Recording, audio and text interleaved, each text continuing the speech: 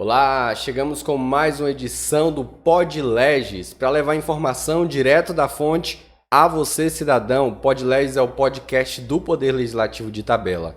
E nessa primeira etapa do PodLegis, a gente está conhecendo um pouco mais dos nossos parlamentares. E hoje a gente está com uma das mulheres dessa casa, a vereadora Maria Vânia Costa Santana Ferreira, também conhecida como Professora Vânia. Vânia, seja muito bem-vinda ao PodLegis.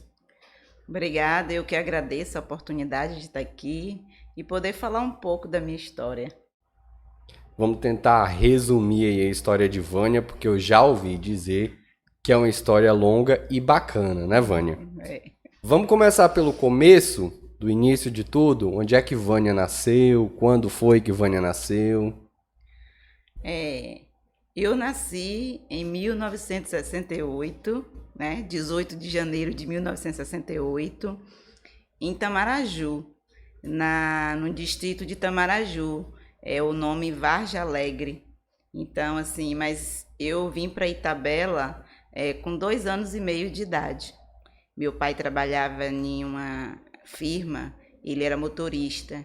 Então, assim, ele era deslocado de uma cidade para outra e não tinha, assim, uma cidade fixa, né? Então, a gente ficava... E quando minha mãe engravidou, a gente estava morando nesse distrito de Itamaraju e lá foi onde eu nasci.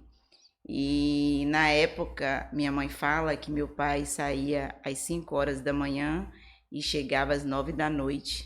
E no dia que meu pai chegou em casa, eu já estava já com quase 3 anos de idade, eu não conhecia meu pai praticamente. Quando ele me pegou no colo, eu chorei, eu estranhei ele.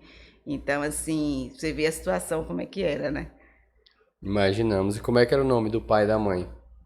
Meu pai, ele é sergipano, né? Ele é de Aracaju, mas na adolescência dele ele se mudou para Salvador e depois ele veio morar em Porto Seguro. Meu pai, o nome dele é João Evangelista Santana. Chegou aqui no meado logo do início da formação do município de Itabela. Você lembra quando você chegou aqui a Itabela? Como é que era o município? O que que tinha? O que que... Quando eu me lembro, né, eu tenho algumas lembranças, eu já tinha por volta de 4 a 5 anos de idade. Itabela não tinha água encanada, apanhava água, né, no chafariz. Quando o chafariz quebrava, pegava numa bica que tinha ali, que era na fazenda de Jarugóis. Não tinha banco, não tinha ruas calçadas, não tinha colégio. Eu cheguei até a estudar aqui em Itabela com a professora, eu não me lembro hoje o nome dela, era a mãe de Meredina Rebouças. Então, assim, estudava na casa dela e estudei também com uma sobrinha de Zé Trajano também. Não tinha colégio em Itabela. E me lembro muito bem na construção do colégio municipal.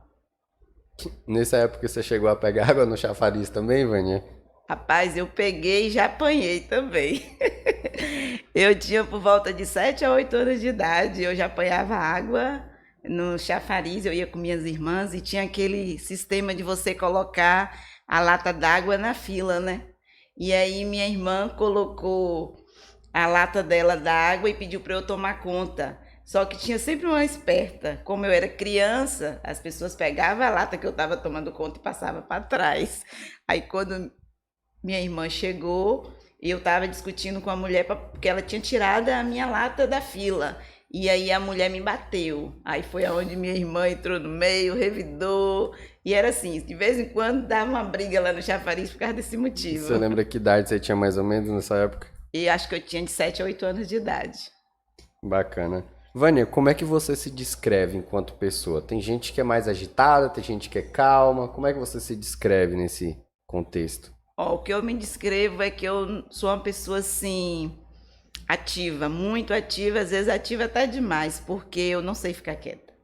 O dia que eu não tenho nada para fazer, parece que está faltando algo dentro de mim, e se realmente eu não tiver nada para fazer, eu vou dormir, porque eu não fico quieta. Até no domingo eu limpo casa, eu lavo área, eu lavo roupa se tiver que lavar, eu não consigo ficar parada. O que você pode trazer para a gente relacionado nesse contexto familiar? Hoje você é casada, esteve viúva, é viúva. Como é que a gente pode passar isso para as pessoas, um pouco dessa parte da sua história? Como você falou, começar do início, eu vou começar do início. Sim. Eu, aos 15 anos de idade,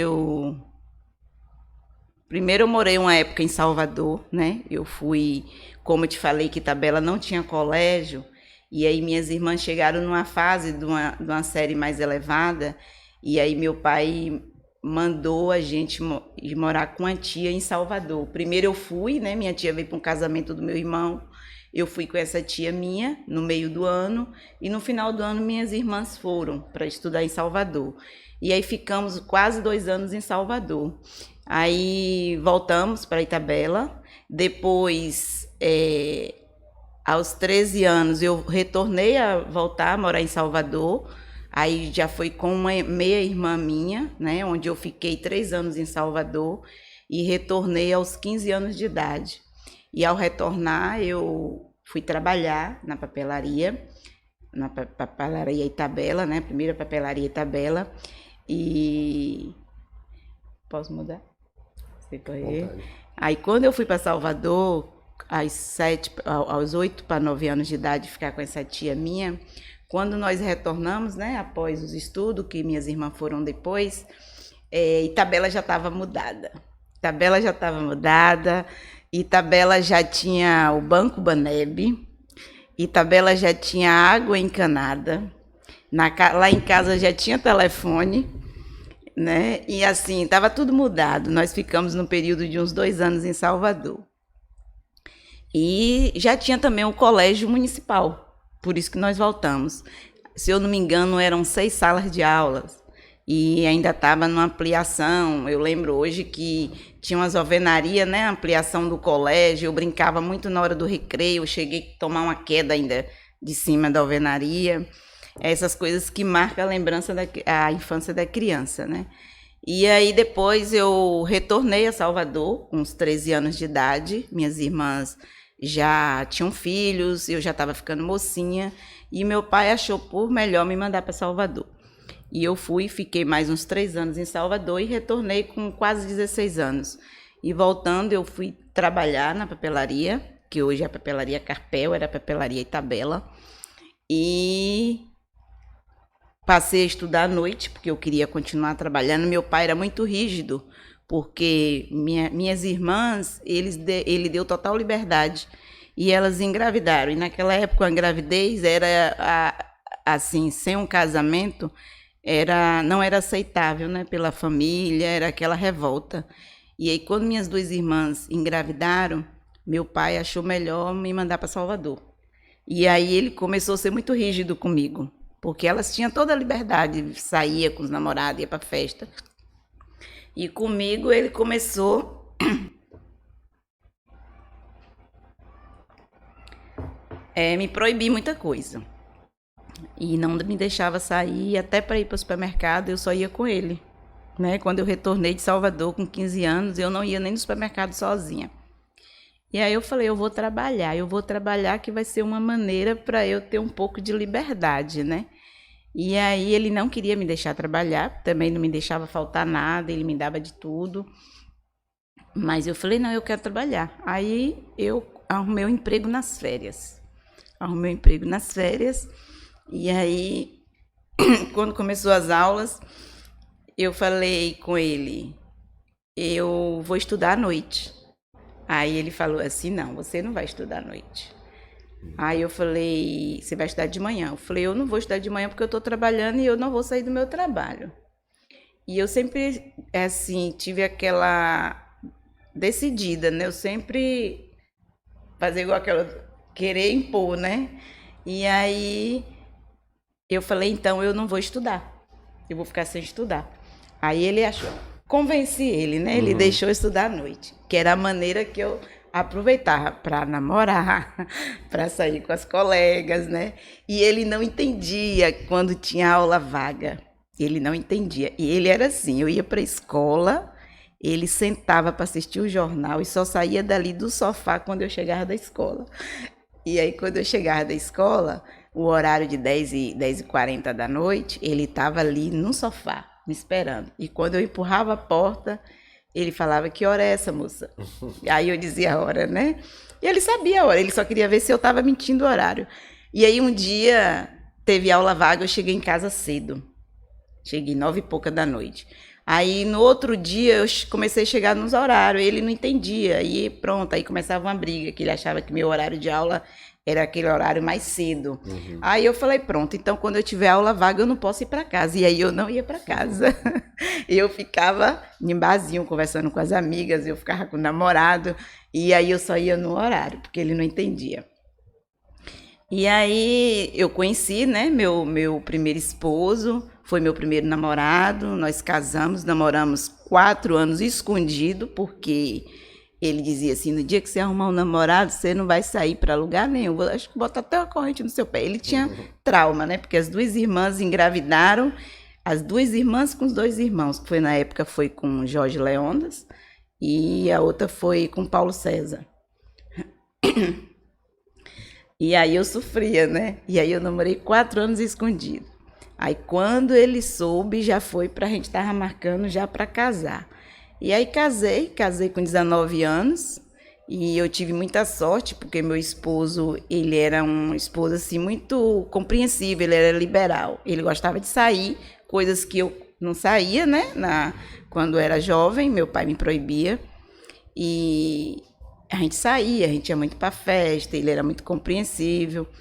E eu tive uma vida assim, a gente foi uma vida tranquila. Eu costumo dizer, se hoje ele estivesse aqui, a gente acho que estaria hoje juntos, até hoje, né? Porque ele era um bom pai, um bom esposo. E meu esposo, ele faleceu quando a gente tinha 15 anos já de casado, né? Foram 19 anos, 4 de namoro e 15 de casamento. E eu fiquei com 3 filhos. Eu fiquei com um filho de 14 anos, a menina de 10 anos e um de 1 ano e 7 meses. E foi, como todo mundo já sabe, né? Foi uma morte muito trágica que abalou a cidade, abalou também a família. E graças a Deus hoje a gente fala assim, a gente supera, mas as marcas ficam, né? As marcas ficam. As lembranças ficam, a gente procura lembrar, só ter as lembranças boas. E também tive, após 1 ano e 8 meses, eu tive um relacionamento com outro rapaz, onde a gente viveu 3 anos, e aí não deu certo. E depois eu conheci esse atual esposo meu, que é o Israel, né? Também já tinha quase 5 anos de viúva e 2 anos de separada do segundo relacionamento. Só pra gente fechar o ciclo desse seu primeiro relacionamento, só fala o nome do... do meu esposo, Isso. né? Edivaldo Santos Ferreira. E eu esqueci de falar para você o nome da minha mãe naquela hora. Falei muito do meu pai, esqueci da minha mãe. Minha mãe ela é baiana, ela é de Jiquié, né? E ela morava aqui onde fala as 3 pistas aí, que ela sempre fala o Bom Jesus, né? A fazenda do pai dela.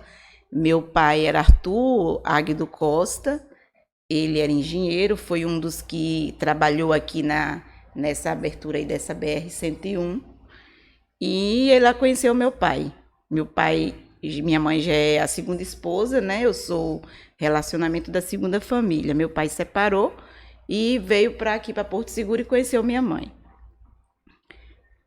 Assim, voltando, né, Edivaldo Santos Ferreira, e depois eu conheci Israel, né, Israel, eu falo que é o anjo que Deus botou nas nossas vidas, porque quando Maiane teve leucemia, após 1 ano e 3 meses do falecimento do meu esposo, Maiane veio ter uma leucemia emocional, e onde ela levou um tratamento de 2 anos e 7 meses de quimioterapia e 15 sessões de radioterapia. E eu falo que Deus deveria ter colocado ele na minha vida naquele momento, porque era uma situação muito difícil, inclusive financeira. E pós o tratamento de Maiane, depois que ela já estava na revisão, de 3 em 3 meses, Eu ficava, na época, na casa de uma irmã minha, em Salvador, que é minha irmã também, porque eu tenho 9 irmãos por parte de pai e tenho 7 irmãos pai e mãe. Família Então, nós grande. somos em 16 e quando meu pai já estava mais idoso também, ele acolheu uma pessoa na casa dele que a gente tem como irmão também. Tem um irmão de coração, que é Léo. E aí, eu ficava na casa dessa minha irmã em Salvador, que não era que eu morei lá atrás com 13 anos, já é a irmã dela. Eu ficava na casa dessa minha irmã Dora e eu não conhecia Israel. Aí, após o tratamento da revisão de Maiane, teve o casamento do meu sobrinho, filho de Dora, e eu fui para esse casamento, e nesse casamento eu conheci Israel assim, mas me apresentaram de longe, e me apresentaram ele de longe, e aí ele ficou agoniado para me conhecer, e eu nunca dava certo da gente sentar e conversar, se conhecer.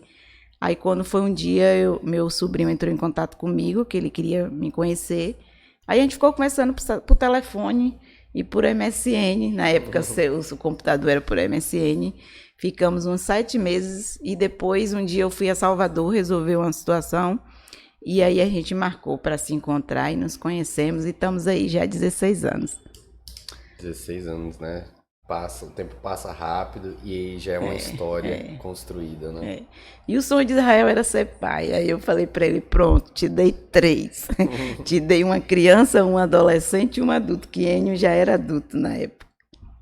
Bacana. Agora, Vânia, vamos falar um pouco da sua escolaridade, da sua formação. A senhora é professora, fala pra gente como foi que a senhora decidiu estar nessa profissão de professora, decidiu lecionar.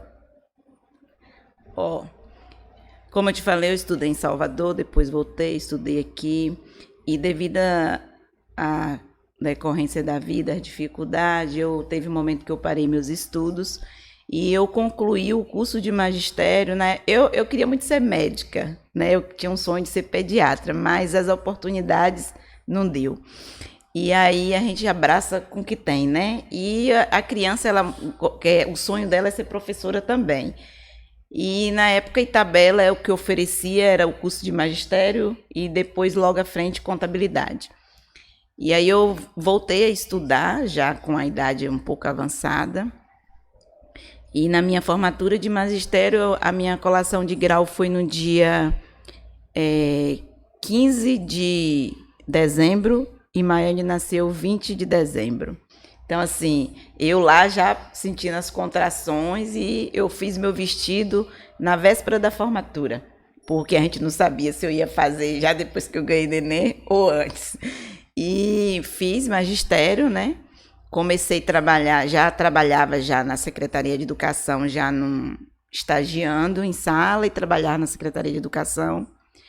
E depois do magistério, eu sou licenciada em Biologia pela FTC e sou pós-graduada em Educação Ambiental. E trabalhei em sala de aula durante 28 anos em sala de aula. Trabalhei também o primeiro mandato de Ivo Manzoli. Eu fui a primeira secretária da secretária de Educação, porque antes não tinha assessor de gabinete. Era a secretária da secretária, né? Então, eu fui a primeira secretária, eu trabalhei com Dona da Ajuda, né? De esposa de seu Jairo Góes. Depois, trabalhei 2 vezes na Secretaria de Educação com Penha Coelho, também sendo secretária dela. E trabalhei também dava aula à noite e trabalhava aqui na Secretaria de Administração, na Prefeitura, com o seu Florentino, já no mandato de Júnior da Pé. Já trabalhei também na Secretaria do Colégio Estadual, mas o meu ponto assim, de trabalho como professora, minha vida foi mais na Escola Maria da Ajuda. Sempre trabalhei na Escola Maria da Ajuda, mas também já lecionei no Colégio Augusto Costa, no Colégio Municipal, no Colégio Arquimedes, mas sempre um turno no Maria da Ajuda e um turno em outra escola. E às vezes os 2 turnos no Maria da Ajuda, entendeu? Sim. Foram 28 anos lecionando. 28 anos de caminhada. Vamos falar um pouquinho. A senhora tem religião? Já seguiu alguma religião? Eu sou católica, mas eu não sou aquela católica apostólica romana, entendeu? Eu batizei, fiz primeira comunhão, casei, meus filhos eu batizei, fiz primeira comunhão. Certo. Aí, imagino que teve um momento da vida da senhora que a senhora decidiu, vou entrar para a política. O que foi que motivou a senhora a entrar na política e quando foi? A política nunca me passou pela cabeça entrar na política, até porque a política ela não me deixa lembranças boas, né? Através da política que eu perdi o meu primeiro esposo. Então, assim, na época as pessoas até se perguntavam, por que ela está na política? E eu já fazia, eu também, como eu te falei, que eu não paro, eu não fico quieta, além dessas atividades que eu sempre tive, de sala de aula, já cheguei a trabalhar os 3 turnos com criança, sozinha, cuidando de casa. Lá em casa, eu falo que sempre Deus prepara um para estar cuidando da família, né? Pai, mãe, irmãos. Quem resolve tudo sou eu e mais um irmão que eu tenho que mora em Trancoso. Então, eu tenho assim, uma tarefa de corre-corre muito grande. Mas eu sempre gostei de fazer o trabalho social. Eu nunca divulguei, eu não gosto de estar divulgando. Então, assim, desde criança eu sempre gostei de fazer o trabalho social, ajudar as pessoas. Muita gente não tem conhecimento disso. E aí, quando eu me aposentei, eu me vi, assim, presa, sem ter nada para fazer. E aí eu comecei, falei, não, eu vou adoecer, essa não sou eu. Então, eu comecei a não ter o que fazer. E aí eu comecei a intensivar o meu trabalho social. E aí eu fui vender roupa. Primeiro eu falei assim, eu vou vender roupa, né? Eu não vou conseguir ficar. Aí fui vender roupa, vendi roupa também, fiz uma compra só. Vendi roupa, vendi sapato, vendi óculos, tudo vendi. Aí eu falei, não é isso não tá me preenchendo, né? Não tá me preenchendo, não é isso que eu quero. Mas eu também não queria um trabalho para trabalhar igual eu já trabalhava, né? O dia todo, de manhã, de tarde, de noite. Aí eu falei, vou fazer o quê? Aí comecei por uma coincidência, eu já fazia o meu trabalho de ação social, mas não era aquele trabalho intensivo. Era quando acontecia um caso, eu ia resolver. Quando eu tinha um tempo, eu ia, entendeu? Uhum. E aí aconteceu que começou a chegar algumas demandas para eu resolver. E aí eu fui ocupando meu tempo, fui fazendo um trabalho mais intensivo. E fui até nas horas que eu não estava vaga, eu já estava ali, já interagindo em tudo, no trabalho social. E me vi presa, me vi amarrada, assim, em situações que eu não conseguia resolver. E aí eu sou muito agoniada quando eu pego uma coisa para resolver, eu quero resolver e quero resolver logo. E eu sempre me coloco no lugar da pessoa, que eu falo lá em casa, falo aqui na Câmara, que falo para minha família, né, que se tudo que a gente for fazer, a gente se colocar no lugar do próximo, a gente nunca vai magoar ninguém, nunca vai prejudicar ninguém. Porque se você sempre falar assim, se fosse comigo, se fosse eu, né? Como eu ia me sentir, como eu ia pensar, eu ia gostar? Então a gente nunca ia prejudicar ninguém. Sim. Então quando eu pego uma situação para eu resolver, eu me coloco no lugar da pessoa, a aflição que a pessoa está passando, a necessidade que a pessoa está passando. E até porque eu venho de uma base familiar de altos e baixos. Meu pai já teve condições financeiras altas, mas também já teve quedas, entendeu? Meu pai, ele foi dono de carvoeiras aqui na época das serrarias.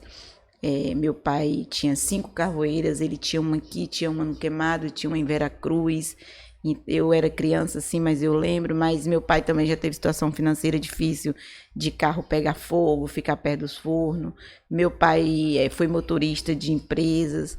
Meu pai foi açougueiro aqui em Tabela por um bom tempo, né? Já trabalhou aqui na época desse mercadão, que as mesas eram de madeira. Ele chegou a trabalhar na construção desse mercadão, ele chegou a ter box também. Então, assim, eu já venho de uma família de altos e baixos, mas situação financeira difícil eu já enfrentei muito também na época já casada, né? Era altos e baixos, era mais baixo do que altos. Então, assim, eu me coloco sempre no lugar da pessoa, porque eu falo que a gente só sabe quando a gente já passa por determinada situação. A gente já tem uma visão diferenciada, né? E aí eu comecei a me ver numa situação de coisas que eu não poderia resolver. E aí, cada dia, Deus abria uma visão, um leque maior para mim. Eu cheguei um dia na Secretaria de Saúde para resolver uma situação de um ex-aluno, né? Ele estava com problema e estava precisando fazer uma tomografia. E a família não conseguia. Aí eu cheguei nessa casa para visitar essa família. A mãe começou a conversar comigo. Eu falei, me dê seu pedido aí. Eu não vou garantir, mas eu vou tentar, vou lá. E chegando lá eu vi, por eu chegar com a chave de carro na mão, né? Infelizmente é isso que acontece. E pessoas que estavam ali desde 7 horas da manhã, já era quase meio-dia, não tinham sido atendidas, aguardando. E eu cheguei e eu fui a próxima. Eu fui logo atendida. Então, assim, aquilo ali me incomodou. Me incomodou. Eu entrei, eu fui, né? Me chamou, eu fui. E aí eu cheguei lá e eu falei com a pessoa, eu falei, olha, tem pessoas lá fora, inclusive tem uma senhora lá numa situação assim, a filha ganhou neném, ela veio resolver um negócio da cesariana que inflamou, tá lá desde manhã, e contei a situação da mulher. E aí, rapidinho, eu resolvi a situação da tomografia do aluno. A pessoa atendeu a mulher, mandou buscar a filha em casa para levar no médico para ver a cesariana que estava inflamada. Levaram uma cesta básica para essa mulher, entendeu? E aquilo ali eu fiquei pensando, eu falei, realmente, né? A pessoa é o que ela é, a sociedade hoje age assim, a maioria das pessoas. Eu fiquei muito incomodada com aquilo. E eu chegava em casa, tinha situações que eu queria resolver, mas não tinha mais. Meu esposo dizia assim, você não vai conseguir resolver o problema do mundo todo sozinha. E eu não dormia enquanto eu não resolvia a situação das pessoas. E aí um dia eu levantando, né? Foi uma coisa de Deus. Quando eu levantei, é como se eu escutasse a voz de alguém no meu ouvido dizendo, saia candidata. Saia candidata. E eu fiquei com aquilo na cabeça uma semana. Eu pensava assim, como que, né? Eu vou falar que eu vou ser candidata por tudo que eu passei por causa de política, né? Os meninos vão brigar comigo. E aí fiquei com aquela pressão na minha cabeça, porque eu via que eu sendo uma vereadora, uma representante ali do povo, eu ia ter um espaço melhor no atendimento da assistência social, na saúde, em tudo. Infelizmente, a sociedade hoje, ela te vê você, o que você é, o que você representa, que não era para ser assim. E aí eu cheguei em casa no dia, todo mundo almoçando, eu cheguei na mesa e falei que eu ia sair candidata a vereadora. Eu quase apanhei. Minha filha falou, a senhora tá doida? Tudo que a gente passou por causa de política, agora que a senhora tá com a sua vida sossegada, Israel já está aposentado, a senhora já está aposentada, vocês agora tá na hora de viajar, passear, aproveitar a vida, né? A senhora vai inventar mexer com política? Por ficar falando da senhora coisas e tudo, e a gente não vai ser bom, né? Isso envolve toda a família. E aí eu deixei eles falava, todos foram contra, todos. E aí eu falei assim, olha, eu tenho muito mais do que eu pedi a Deus, e o que Deus botou na minha vida é além do que eu merecia. E eu me vejo assim na obrigação de fazer mais pelas pessoas. Eu já fazia, mas eu me sinto na obrigação de fazer mais. Não é dar dinheiro, nada. É você doar o seu tempo, entendeu? Em ajudar as pessoas. Sim. Você doar, você tá aqui nessa casa legislativa, o trabalho que a gente desenvolve aqui é para melhoria do município e quem ganha é quem? A população. Então, assim, eu me via na obrigação de fazer mais pelo povo. E eu estando aqui, a gente consegue fazer mais. A vereadora Vânia consegue fazer mais do que a pessoa Vânia, né? Então, foi isso que eu expliquei para eles. E aí meu esposo falou assim comigo, eu acho que você está procurando sarna para se coçar. E vereador, o trabalho do vereador não é sair dando coisa para as pessoas, fazendo favor. O vereador, ele tem que fazer projeto, ele tem que fiscalizar. O trabalho do vereador é isso. Eu falei, eu sei que o trabalho do vereador é isso, mas não atrapalha eu fazer a minha função de vereadora, né? Que é fazer os projetos, é fiscalizar, fazer minha função de vereadora. Não vai impedir eu fazer o meu trabalho social, né? Eu vou ter a oportunidade de fazer melhor o meu trabalho social. E aí ele falou assim, ó, eu não concordo com o que você está falando, não concordo em você se envolver em política, mas se é uma coisa que você quer, eu te apoio e os meninos também vão te apoiar. Aí eu falei, então tá bom, então basta me dar só o voto. Isso que é importante, né, Vânia? Ter o apoio. É. Bom, aqui na casa a senhora desenvolve um trabalho em comissão. Os primeiros 2 anos participava de uma comissão e agora já está participando de outra. Comenta pra gente um pouco do trabalho que a senhora realizou anteriormente, qual foi a comissão e qual a comissão que a senhora está agora. O trabalho, a minha primeira comissão que eu fiz parte como presidente da Comissão de Educação, Obras, Saúde e Serviço Público, é uma comissão importante, é uma comissão que eu sempre gostaria de participar, até porque faz parte da minha área, né, que é a área de educação, onde é voltada para a educação, e também, assim, onde eu tive, assim, votos, né, da parte da educação, dos colegas.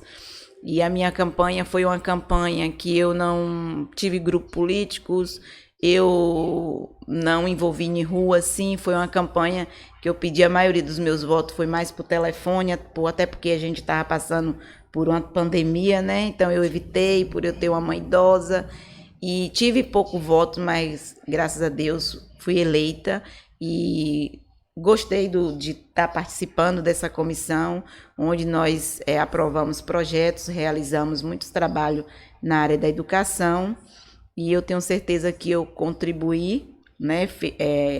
Eu queria ter contribuído mais, mas no momento que eu passei por essa comissão, eu me dediquei, como eu me dedico em todas, e agora eu estou na Comissão de Finanças, Orçamento e Contas.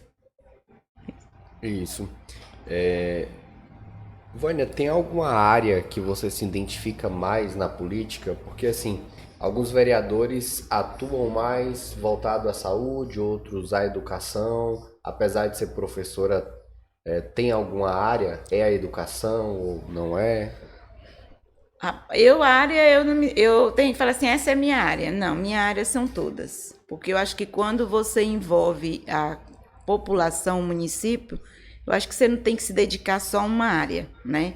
Mas eu me identifico muito com a área da educação. Mas é uma preocupação minha a saúde, a parte da assistência social também, desenvolvimento social, até porque eu já faço um trabalho social, então essa é uma coisa que eu me entrego, me dedico também. Então, assim, eu não vou te dizer, eu me identifico com a educação. Às vezes a educação, por ser uma área onde eu me identifico mais pelo entendimento que eu tenho, pelo conhecimento, eu tenho mais facilidade, entendeu? Uhum. A saúde, eu me dedico e tudo, mas o conhecimento não é igual o da educação, porque a educação é uma coisa que já faz parte da minha vida. Sim, entendo. Quando a senhora se tornou vereadora e começou a atuar, houve uma diferença no modo de pensar?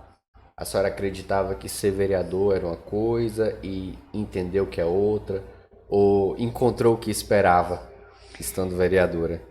Não, isso aqui é surpresa para todo mundo que chega de primeira. Isso aqui é surpresa. Eu imaginava uma coisa e é totalmente outra. A gente, às vezes, idealiza em fazer vários projetos, a gente acha que é só chegar e indicar, né? Então, assim, a gente, como toda, como é que eu digo, a administração, ela tem suas dificuldades, né? Então, aqui a gente encontra também muitas dificuldades, A gente aqui também é amigos, é parceiro, mas cada um tem o seu interesse. Então, assim, é surpresa. Aqui, essa casa aqui é surpresa. Quem chega aqui é surpresa. Às vezes, você desanima, às vezes mexe muito com o seu emocional, tem momento que mexe muito com o seu emocional. E às vezes também é gratificante, porque quando você consegue realizar algo que você vê que é para a melhoria do município. Então, tem coisas que é gratificante. Às vezes você pensa em desistir, mas você fala assim, não, se eu desistir, eu vou dar espaço para entrar um pior do que eu. Então, se todos pensarem assim, que às vezes muitos criticam, né, que a cidade tá ruim, que a saúde tá ruim, mas não quer estar aqui, né? Não quer estar aqui para colaborar, para ajudar a desenvolver o município. Verdade. E não sabe a burocracia que existe, né, por trás. Existe toda uma burocracia, né? Você imagina uma coisa e chega aqui é totalmente outra. Pronto. Falando um pouco ainda da sua vida pessoal, não sei nem se eu poderia tá tocando nesse assunto. Soube que tem um livro em andamento, que tá parado, vai voltar a escrever. Como é que tá esse livro? Menina, esse livro eu queria lançar quando eu fiz 50 anos, né? Eu queria lançar esse livro, porque eu tenho uma história de vida. Uma vez o médico falou para eu não tenho o título do meu livro ainda. Aí eu vou deixar eu escrever ele, para depois dele escrito eu ver o título, né? Aí o médico falou comigo assim, coloque assim, As Dores de Maria, né? Porque meu nome tem Maria Vânia. Aí ele falou assim, também pode colocar assim, o que foi sofrimento e dor, hoje é superação. Né? Aí eu não sei o título ainda, eu não sei se eu vou fazer uma enquete para as pessoas mandar o título. O meu livro está parado, depois que eu entrei aqui nessa câmara eu não tenho tempo, e aí meu livro está parado, eu estou lá ainda aos 8 anos de idade, você acredita? Eu estou aos 8 anos de idade e já estou pensando quando eu chegar na fase sofrida, porque eu acho que cada letra, cada palavra que eu escrever ali vai ser uma lágrima. Então eu já estou preocupada já, porque... Mas vai ser um livro muito bom. E quando eu falo para as pessoas que eu estou fazendo esse livro, eu quero ler seu livro, eu quero ler seu livro. Falei, pode deixar, quando esse livro estiver pronto, eu vou publicar e vou botar na internet, lá nas redes sociais, e vai estar à disposição de todo mundo. Imagino que vai servir, sim, de inspiração para muita gente, Vânia. Tá lá. A gente vai chegando aí ao final da nossa entrevista. Se tiver algo mais que a senhora gostaria de abordar, que não foi perguntado, fique à vontade. Não, você já perguntou muita coisa. Eu só queria agradecer, né, essa oportunidade.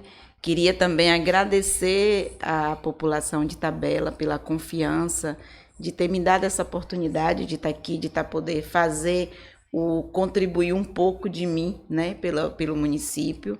E é como eu falei, eu estou aqui porque eu vejo que Deus me colocou aqui, Ele me quer aqui, desde o momento que eu escutei aquela voz. E como às vezes eu me pergunto assim, uma pessoa que não fez campanha, não teve grupo político, não teve investimento financeiro, e o povo ainda dizia que minha campanha era uma campanha milionária, né? Por meu marido às vezes ter uma condição financeira melhor, mas pelo contrário, não teve investimento financeiro. E entrei, né? No dia da eleição eu fui lá, votei, e depois almocei, fui dormir. Quando acordei já era até para ficar quieta, né? Fui dormir. Quando acordei era 7 horas da noite, o prefeito Luciano já estava eleito e eu não sabia meu posicionamento. E depois, quando foi às 10 horas da noite, saiu lá que eu estava eleita. Eu falei, olha, e todo mundo preocupado, não vai ganhar não, seus votos tá parecendo pingadinho lá. Eu falei, Deus falou que eu vou estar lá, então vamos ver, vai ser de Deus. Eu não sei o tá lá se é ser vereadora ou se é em outro posicionamento. Então vamos esperar para a gente saber o que é que Deus quer comigo. E aí estou aqui e peço força a Deus, sabedoria, para que eu possa buscar o melhor para o nosso município, né? Atender, que Ele me direcione para que eu possa estar atendendo as vontades dEle aqui dentro dessa casa, com a população de Itabela. E é isso, eu quero agradecer você também, muito obrigado pela oportunidade, agradecer aqui essa casa, o nosso presidente Ademilson, né, por ter dado essa oportunidade de a gente estar aqui expondo a nossa história, para passar um pouquinho da nossa história para a população de Itabela. Perfeito. A gente encerra, fica por aqui então. Para levar informação direto da fonte a você, cidadão, PodLegis, o podcast do Poder Legislativo de Itabela. Até a próxima edição. Tchau, tchau.